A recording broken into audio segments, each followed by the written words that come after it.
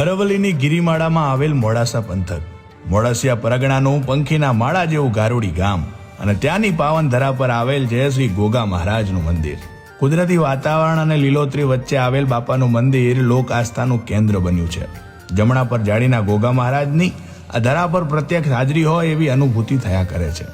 મંદિરની વિશેષતાની વાત કરીએ તો અહીંયા એક પણ દાનપેટી રાખેલ નથી. 2 જ વર્ષમાં મહારાજે 151 દીકરા આપ્યા છે. દરરોજ રામ રસોડું ચાલુ હોય છે જ્યાં હજારો માણસો પ્રસાદ લે છે. આખી દુનિયા જ્યારે અંધશ્રદ્ધામાં ગરકાવ છે ત્યારે અહીં લોકોને સાચી સમજણ આપી સાચી શ્રદ્ધા તરફ વાળવાનો પ્રયાસ કરાય છે. 2017માં નેહડામથી 50 ઈંટો ઉઘરાવી આ સ્થાનકની સ્થાપના કરેલ. 2021માં મહારાજ ચેતન ભુવાજીના કાંઠે ધૂણવા આવ્યા અને 2 જ વર્ષમાં આ બધી રચના રચાઈ.